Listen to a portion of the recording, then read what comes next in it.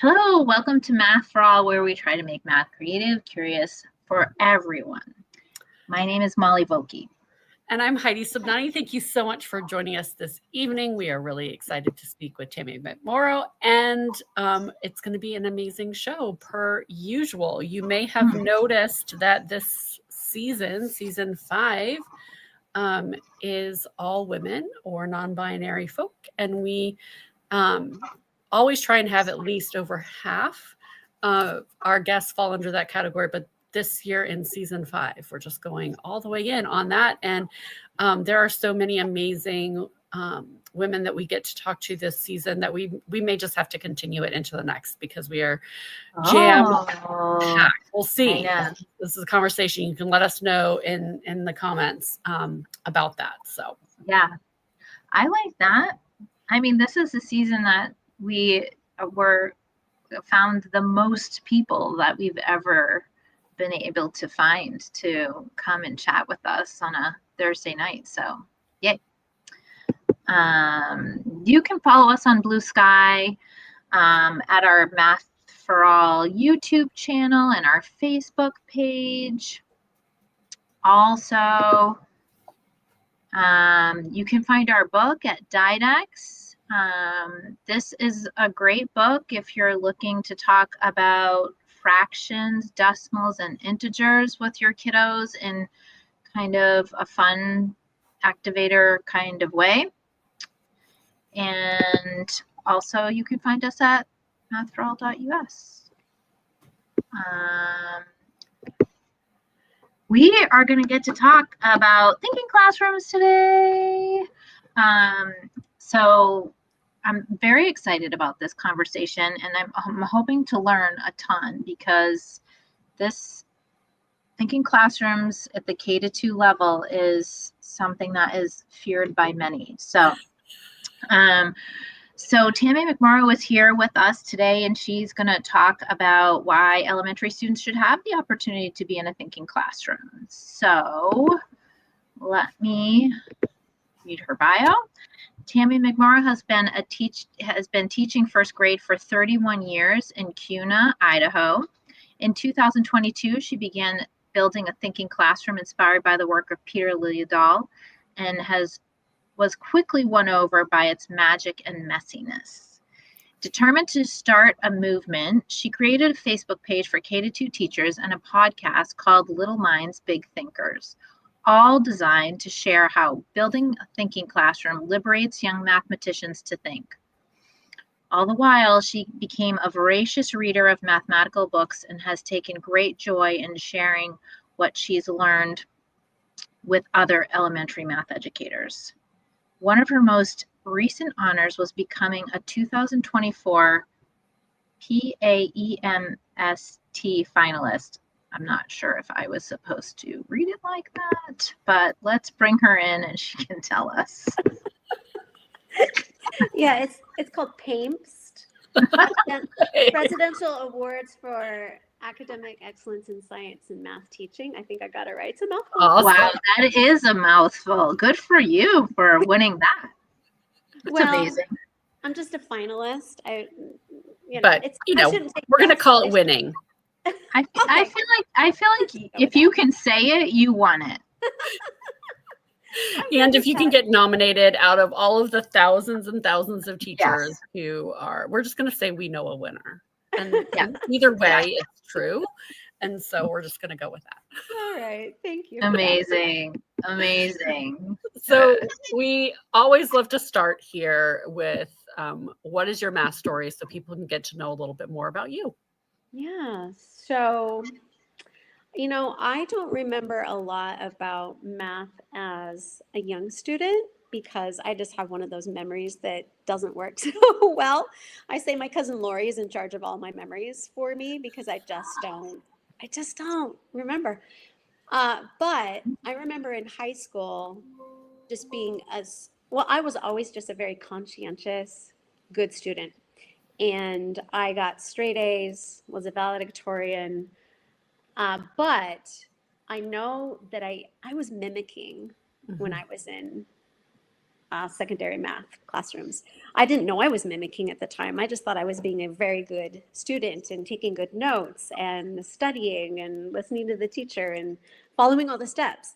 It wasn't till I was an adult and taking a math course with the state of Idaho that I realized, oh, when you subtract, you don't have to like cross out everything and write blah, blah, blah, blah. I was finally seeing that other teachers were thinking more, they were using reasoning. Imagine that. They were using reasoning to solve these math problems instead of algorithms. And that was a bit of a kind of a mind-blowing moment for me. Like, oh, you can really solve math like that. And I don't obviously do algorithms with first graders. So I didn't have to like backtrack and say, oh, I need to redo all the things I've told you incorrectly. But it still felt like, even though I was teaching very conceptually with my first graders, that I wanted to get them to a place that I didn't know how to get them to. It's like I could picture that I wanted them problem solving and thinking deeply and all of these things, but I couldn't quite visualize how to get there. It felt like I was here and they were on the other side of this big chasm, or this where I wanted them to be was on the other side of this big chasm, and I had no bridge. And then in January of 2022, I read Peter Liljedahl's work, Building Thinking Classrooms, and that became my bridge. I was like, oh, that's how you do it, or that's one way to do it. That's one way to get my kids thinking. I didn't have to teach them how to think. I just needed to figure out how to liberate them to think. And I feel like Peter's work helped me do that. So it's been an exciting journey. I'm still in that place of, as an adult math learner, of not always feeling very confident in my mathematical thinking because I was taught steps and I mimicked them so well. So I'm still, exploring all of that in my own mathematical mind. But with first graders, I'm hopeful to get them off to a better start than I was, because I don't want them mimicking. I want them thinking. So that's kind of my math story in a very quick synopsis. I love that math story. And I also love the word liberate. That is what stands out the most from what you just recently talked about in terms of building thinking classrooms. Like being able to, I hope that kids in first grade don't need to be liberated. I hope they don't, but they probably do. Because like when you were talking about it, you were talking about your secondary years, right? And so of course, by that time you've had 100,000 teachers that have probably taught you to mimic, and that would be liberating at that time.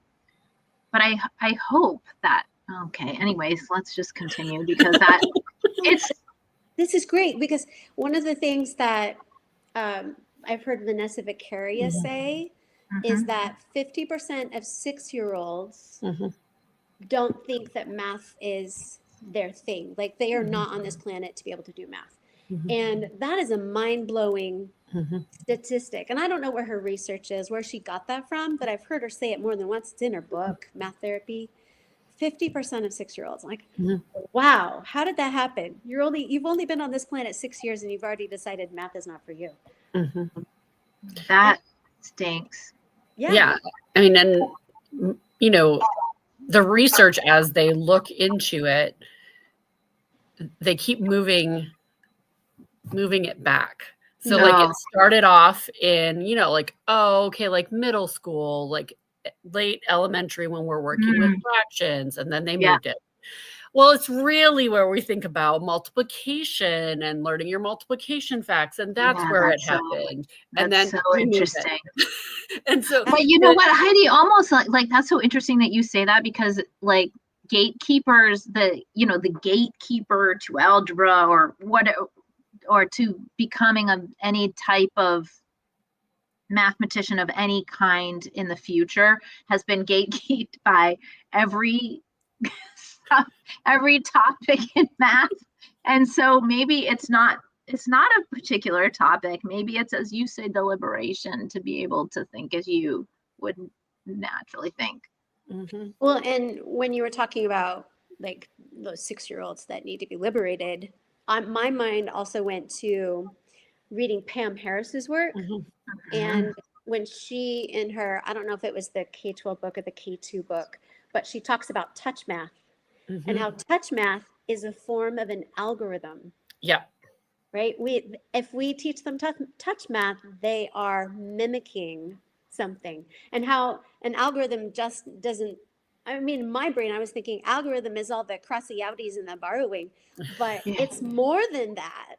You know, it's Yeah. anything that I have taught you step by step. And Yeah. you know, don't worry about understanding this. I'm going to teach it to you first. Yes. Like, yes. so even with 6-year-olds, like touch math, Mm-hmm. or 5-year-olds, you know, some of those things are still happening. And those are a form of an algorithm, and they our kids are mimicking and not understanding. So. And it's crazy because touch math came about as a way to help students with dyscalculia. And so that was just another thing that I was supposed to memorize in order to be able to do the math that you're asking me to do. And like at the time, it like was cutting edge. Did you use it then, Heidi? It was later. So okay. I was wondering about that because I had never heard of it until my oldest, who's 22, was introduced to it. Yeah, no, it was like I was definitely in elementary school. Interesting. And it was like, you know, the cutting edge new thing that was going to help me. How did that go? No, at all. It turns out Tammy's research is correct. Just have a spoiler. But it's that idea that, you know, when we tax our working memory to try and remember steps. And I think that's, you know, where a lot of the math anxiety comes from, is this idea of not only is it based on your self-efficacy and your identity that you're building around mathematics, but it's that idea of what parts of your brain are taxing. And if I'm thinking so hard about, okay, what was the next step? The part of my brain that I need to reason is not able to be tapped into because I'm focusing so much on like whatever the next step is. And did I memorize that? And do I have that in the right order? And so it really becomes a nice little cycle that I remember that with reading. That we're being helpful and we're, you know, but you don't know, right? Like you don't always know. Like someone comes to you with like, oh, here's this body of research around this thing that we think will help. And not always. That reminds me of like when I was in elementary school and I was reading, I don't know if people still do this probably, but you know, you would be like, you knew when it was your turn to read out loud. And so you wouldn't listen to anybody else. You would just practice your part.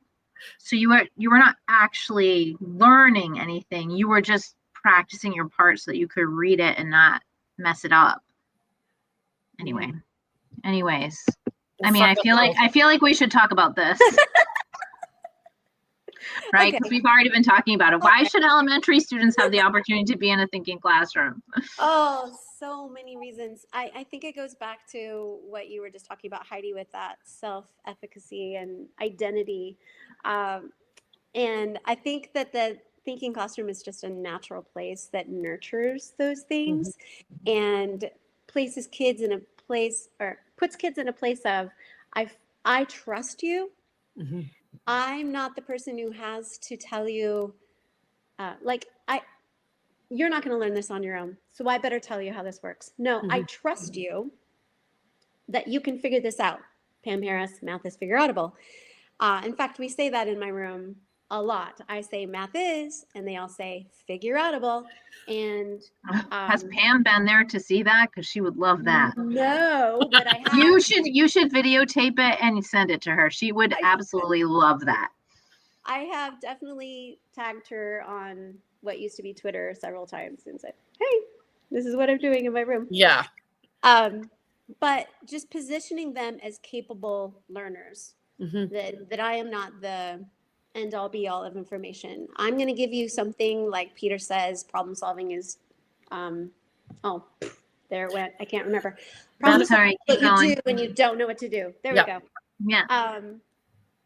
And so putting them in a position of thinking like a mathematician, it's kind of like also what Chase Orton says in the Imperfect and Unfinished Math Teacher, that I'm helping them author their math stories. And I feel like if I have helped them author their math stories, by the end of the year, I did my job well. And I know content is all part of this too, but the longer I teach and the more I dive into all the reading about mathematical practices, I can't get away from this identity thing, and I can't get away from this math story thing, that it's so much more than content. It's also the story, their story. And I feel like the Thinking Classroom just nurtures that so well. I think you're sorry. Go ahead, Heidi. Go ahead. So, and you may be thinking of doing this, but for someone who may not know what we're talking about, could you talk a little bit about what that looks like in your classroom? So when we talk about having a thinking classroom, what does that look like? Show what's the picture of what that might look like in a first grade classroom? Yeah. So, so I bring a task to the table, and I am going to launch this task in less than 5 minutes. So I'm not going to think, oh, I better tell them all the things that they don't know in order to do this task. I'm going to give them just enough to engage in it, just enough to access it. And Peter also talks about backing the train up so everybody can get on, but also I'm not going to lower the cognitive demand necessarily. There's a balance right there, so that it's too easy. So I'm going to launch this task, and then I'm going to hand out these cards that are randomized, and they're going to get their card, which matches what I call a thinking board. Several thinking boards that are around the room, which are just whiteboard surfaces, which are vertical. And they will go to their board, and at K2, they only have a partner. There aren't threes, and third grade and up, they're in threes, but in K2, they're at twos. So they meet there with their buddy, and they have one marker. I say one marker, two voices, and they get to work on that task on their whiteboard. So there's just this magical messiness going on. It's super messy, but it's also magical. I remember the first time in around January 2022 when I first started this, and I'm standing in the middle of my room, and I just send the kids out, and I'm like, oh, this is what Peter's talking about when he's talking about kids thinking, and you can just hear it. They're talking with each other. They're solving this problem. Sometimes I see a group that's stuck, so I'm going to say, hey, would you come with me? And instead of me necessarily giving the nudge, sometimes I do, I'm going to take this group over here to this group and have this group share what they're doing on their thinking board. So we're moving the knowledge around the room, and they can actually look at the whiteboards around the room. And Peter calls that knowledge mobility. And then after the task, well, I always have an extension.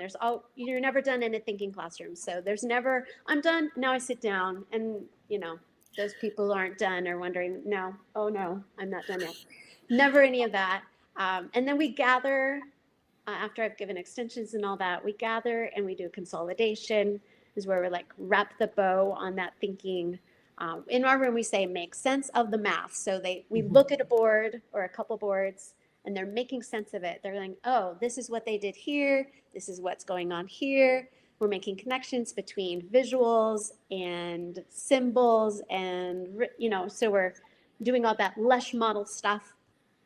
And I'm doing it very quickly because by then their stamina in K2 is not super great. And then that's it. And we do it again the next day with a different task.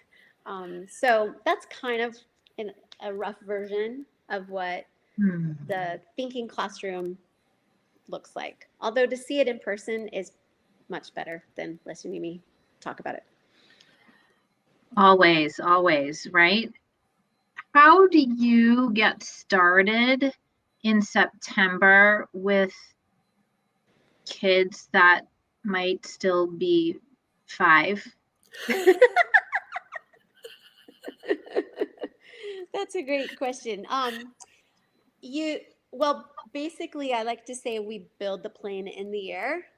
So I don't have to necessarily in September give them a list of rules to memorize and try to implement when we go to our boards. I just give them just enough to embrace this messiness with non-curricular tasks. So Peter would suggest doing 3 to 5 or 4 to 6 non-curricular tasks that are not necessarily tied to my curriculum, and they're mathy, but they're playful, and they don't require a lot of content. Like every kid in the room can access this, so that they can start to embrace what it feels like to get stuck. And when you get stuck, this is what you do. You start over. And how to communicate with your brain buddy when you don't maybe agree. So we're just kind of, again, building the plane in the air before we get to curriculum, because by the time we get to the curriculum, they have already experienced what it feels like to be a mathematician. And it normalizes all of the stuff that comes with not getting the answer right away. It becomes normal. And it's a process. So during consolidation, during those first several weeks, it's very possible we won't even talk about content. We'll just talk about the behaviors, and we'll talk about the hows, and how do we, I heard this was said, what might we say instead, and just all of those little nuanced parts that make a thinking classroom better. And Peter would say that it's not called Shazam, you have a thinking classroom. It's called building a thinking classroom. It takes a lot of work and a lot of intentionality, but it is certainly worth it. And it can be done in the first few weeks of school. It's just it'll be messy, and just to expect that it will be. Well, I think it's not that dissimilar from some other things that we've tried. But before we'll say like, okay, it's really important to like go through how we come into the classroom. We're going to practice that. How we come in from recess. What do we do with our lunch? What do we like? How do we wash our hands? Like all of those things are still part of the work that we do as educators. And so this is just like extending that into, if you want your math classroom or your classroom, just it doesn't have to be math, but if you want your classroom to be a place where students know how to collaborate, you got to teach that and show them that that's really important to you, and give them tasks that allow them to practice that and get it wrong and get it right. Like it's that idea of those things. I mean, we probably wish that were the case, but like our current society obviously shows us that just telling someone to be nice or telling someone to collaborate obviously is not working. So when we're in a classroom with very young children, we as responsible adults in that space are the one, we have to provide the space and the opportunity to practice that in order to make it seen as like, this is how we are here. Yeah. This is how we are here. I know some teachers will say, well, my kids are awful at collaborating. Like, well, all the more reason. Yeah. Everybody's awful at collaborating until they practice it. Yes, all the more reason. Now, last year's class really did struggle more with BTC, with building thinking classrooms. They really did. But I felt that, they could do it, but there were fires that I was putting out. But that didn't mean that I'm just going to scrap it. It meant to me that they need this all the more because it was a challenge for them. But that's just it, right? Like if you're doing a sport or playing a musical instrument, when you hit something that you're not good at, you don't just stop doing it. Yeah. You do it more so that you can get better. Yeah. But those kinds of assimilations are not necessarily obvious to kids when there's a level of discomfort that might feel embarrassing to say what you're thinking, or if the stage is set so that you can feel demeaned, or I don't know, if the feelings are not the way that you're describing them. So yeah, I love the feeling that I'm getting from being in your classroom, even though I haven't been in your classroom. But everything that I've seen that you've posted is like you're very creative about the tasks that you have used, and tasks that you found and then changed so that it suits your students better. I don't know. Can you talk about how you choose? This is not exactly like on topic necessarily, but can you talk about how you choose tasks for your kiddos? Yeah, and it has morphed. It has changed as I've become more familiar with the practices in the book, because there are 14 of them. And it's not just a shift for students, it's a shift for the teacher to teach a different way. So I felt like when I was first starting, I was just allowing myself a lot of grace to get used to this new framework. And so I was just picking tasks that I felt were supporting my priority standards and were highly engaging. And by the end of the year, and I started in January, so by springtime, the growth my kids made was amazing. But I was not necessarily finding tasks that specifically aligned with my standard I was teaching that day, because I was just getting used to how the thinking works. Now, when I started the next year, I've had so much more experience that then I was able to look at what I'm teaching. Okay, so I am teaching partners of 10. So I now know how to look for tasks. I know how to find tasks. Peter says we don't really need more tasks in the world. We just look in our curriculum. I choose not to look at my curriculum because I'm not a huge fan of it. But now I have this lens. There's just this lens that I think people develop after they've had some experience with tasks, that they then start seeing them everywhere. And so then using this new lens, I was able to, I'm at the store and I'm seeing boxes of packages that have 10 in them. And there are some strawberry things in them, some watermelon things. And that became a task. Like, how many could be strawberry? How many could be watermelon? There are 10 total. And I just developed this sense of how to find tasks and how to use them. Also accessing like open middle and 3-act tasks, and by Kristen Acosta and Graham Fletcher. And there's so many places to find tasks that it's sometimes overwhelming that there's so many. But that's usually one of the first things that teachers get hung up on is like, oh dear, where do I find tasks? And they are in your curriculum. I just think sometimes that looking at a problem in the curriculum just needs to be opened up a little bit, and things need to be removed. Like, because oftentimes the curriculum will give too much information and too many scaffolds and supports, and just remove those. And that task is probably going to be more open and engaging without all of this stuff in it.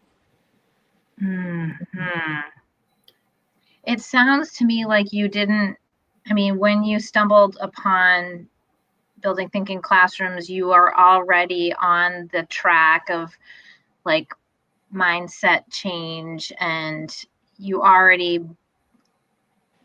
I feel like a lot of the work that needs to be done before you can do, or while you're doing building thinking classrooms, is that idea of like opening up your mind to knowing that kids really can do their own thinking, and that we don't need to teach them every single thing that they need to know before they do a task or an assignment. And and that seems to be a big thing that holds teachers up when they start to do this, is that their belief system doesn't necessarily align with the belief system that is the backbone to building thinking classrooms. Mm-hmm. And I think Peter does such a nice job in the introduction of unpacking that mind shift and that mindset. And then he spends the next several chapters proving that this can be done and this is what it could look like. Yeah. I would also say that just because I'm a huge BTC fan doesn't mean that I have thrown good practices out just because I love BTC. Like I'm doing problem strings, Sam Harris problem strings this year. I'm doing choral counting. I'm doing estimation clipboard from Steve. Yep. Like Steve Whitepoint.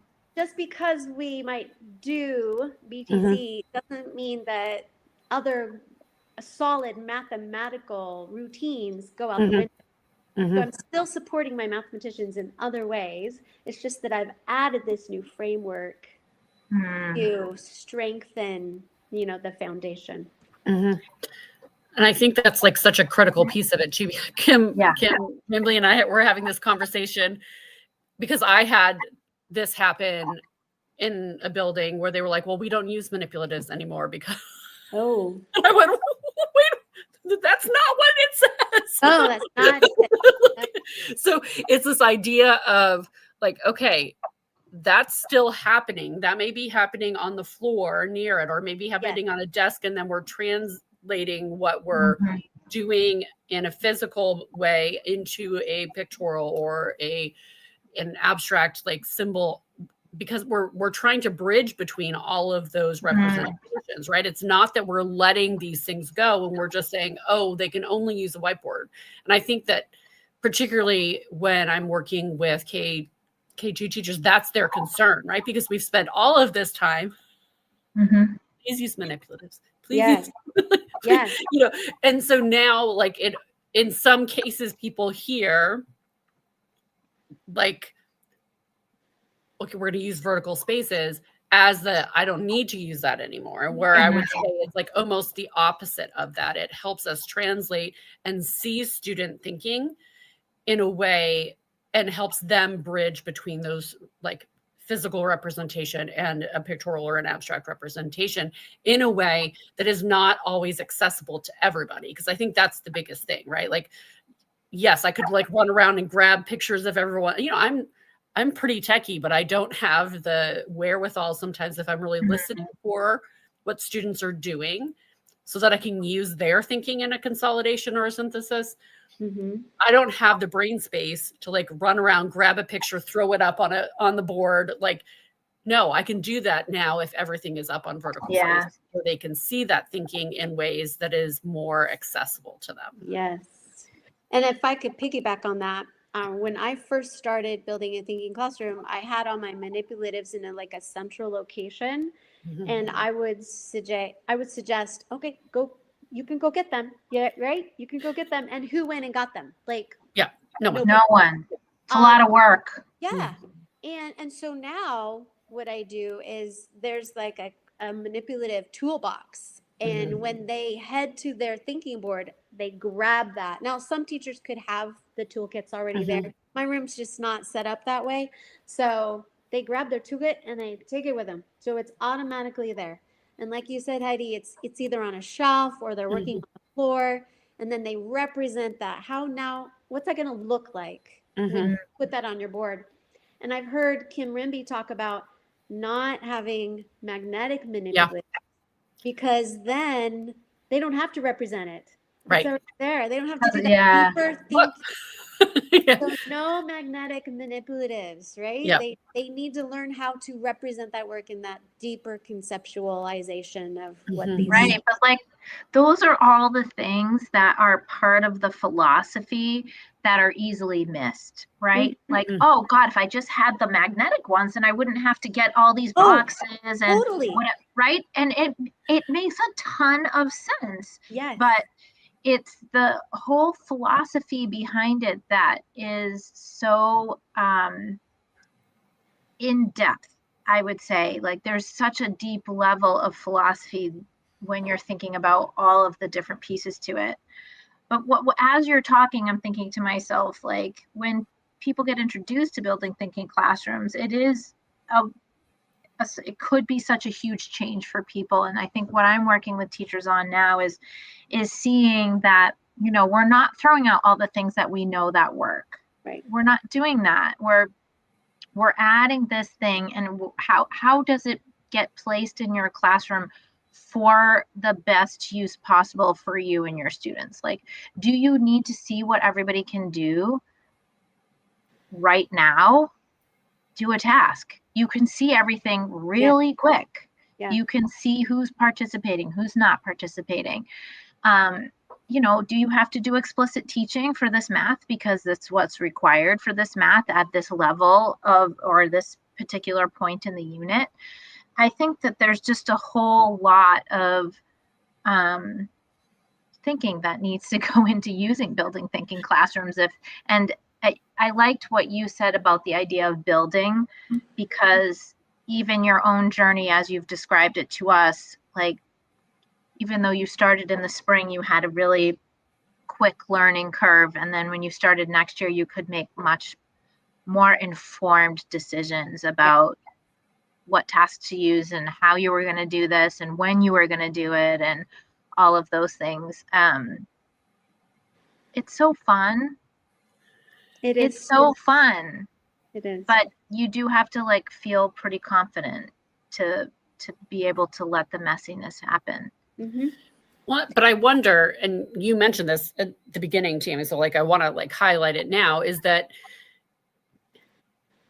there is a level of vulnerability that you have to have as a teacher that you mentioned at the beginning, or a willingness to be uncomfortable for a bit, right? Because I think that's always the scariest part of teaching, is if you get asked a question of why and you're not sure. Yeah. Right? Or a student is trying to explain their thinking to you and it's like clear as mud, right? So it's like that idea of like, okay, like how do we, like, giving yourself the grace to like take a pause and be like, okay, tell me more. Mm-hmm. Or let's try to like show me what you're thinking. But also that's a skill, right? Yeah. There's a philosophy that goes behind that. You have to have the philosophy before you learn the skill of questioning too. Mm-hmm. Right. I think there's an awful lot that goes into this, and go you for staying the course and then doing a whole podcast about it. Well, and I think that once recently I heard someone say that all of the number talks and kind of the number strings work that they do, and the in the moment thinking, you have to be so responsive in those moments, helps them be better at consolidation and helps them ask better questions for when students are trying to explain their work and they're struggling with that. So I just love that. Like, ooh, yes, those routines really do teach us how to be better when it comes to that discourse between students and teacher and students. I was like, oh, that's a really good point. Yeah. And I think it makes the case for, and I know that Pam talks about, like so many people talk about this idea, or in Holly Burwell, and like basically, like, let's just name our guests recently, but they all talk about this idea of doing math together as educators and the importance of that, because I mean, I'm 51, like I didn't learn that way. Like the way that I'm teaching kids now, the way I'm teaching teachers now, the way I'm working with them, I didn't learn that way. And so the only way for me to feel comfortable, like going down a path and being like, well, wait a minute, I lost my train of thought, I need to back up and start over in, or like this way that I'm representing it, that's not working. So I'm going to like start over. In order for us to have those opportunities, like building that space within our PLCs or within our grade level meetings or with a group of friends online, like having those opportunities is so important because we did not experience that as students. No. Yeah. And so if we're not finding that community for ourselves, it's really scary to do that with kids or with colleagues if we haven't built that community yet. And so for those of us, who are in situations where we're leading a group or we're working in a grade level meeting, like having that opportunity is also really important. But that's almost like, I mean, perfect for you to say that with Tammy here, because like she provides that for people, right? She's got a Facebook group where people can go on there and be like, hey, this is what just happened. I tried that task, or here's a task I tried and this is what happened. What would you do different? Like the conversations that people are having just there alone as the support that people need to continue on, because you can easily just drop it. Like you just said, right? Oh, well, that didn't work. Yeah. Done. Tried it. Well, and Peter has also done such a nice job of designing the practices in little bursts. Like, just try these 3 first. Don't stay there forever, but just try these 3 first practices, because he knows how humans work. He's done the research, and then now try these, and so even knowing that there's a chapter 15 in the book that lays it out about how to tackle this, I think hopefully gives teachers some hope that, okay, I'm just going to do one bite at a time. Yeah. Helpful. So true. Ugh, so good. So good. Please tell our listeners how people can learn more about you or where they can find you. Well, anybody who wants to know more about thinking classrooms in the elementary world and is on Facebook. Now, I know Facebook can be a hot mess, but this is one of its redeeming qualities. Yeah. Like, we've got groups on there of teachers who are really like showing up for each other. And you mentioned the K2 Facebook group. I started that, but I've also got some other friends who help me, who are my admin with me. And we've got a great crew of over 20,000 K2. Well, we even have more. We have more than second grade. We have like third, fourth, fifth. Like, come see us. Amazing. We love to have people there. We share lots of tasks and things. And I would say, like, for me, because I'm in all of them, that's my, I'm not going to say this part out loud, it's my favorite subgroup.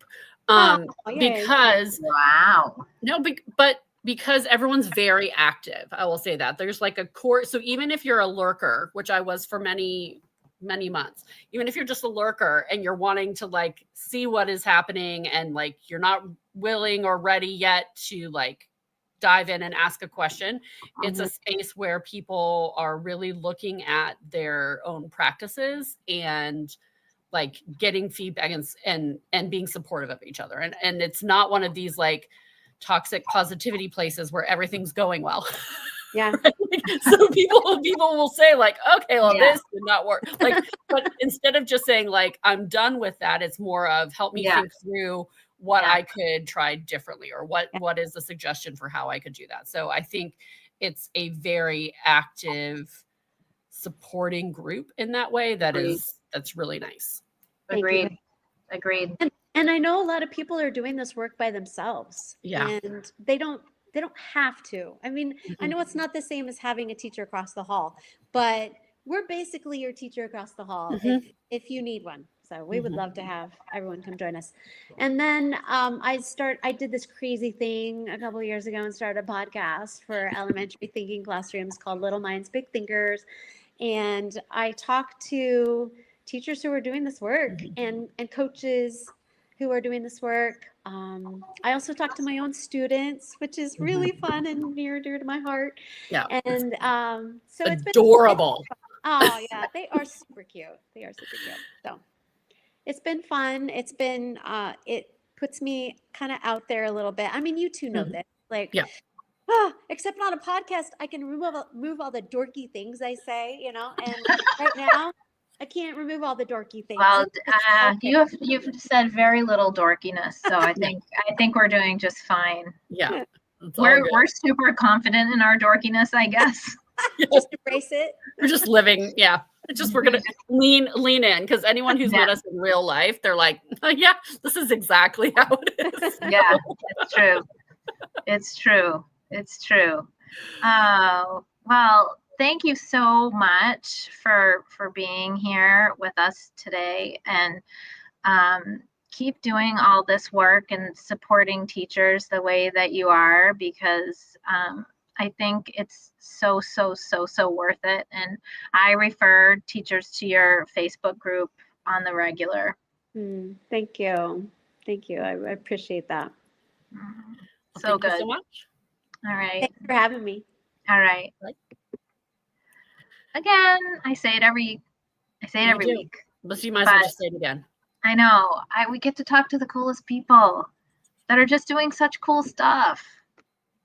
I mean, she's doing cool stuff, and she's putting herself out there into the world, saying, like, here, this is what I'm doing, and I messed up, and this is how I fixed it. It's just awesome. Awesome. All right. So this is our last show for 2025. And we will be back in January on the 8th with our friend Chrissy Newell. So exciting. Yes. I know we missed her at CMC South this year. She wasn't there. I know. It was such a bummer, but it is what it is. So, and you can find our book, Math Activators, at Didex. And until then, we hope that you keep math creative, curious, and inclusive for everyone. Have a great holiday season, and we'll see you in 2026.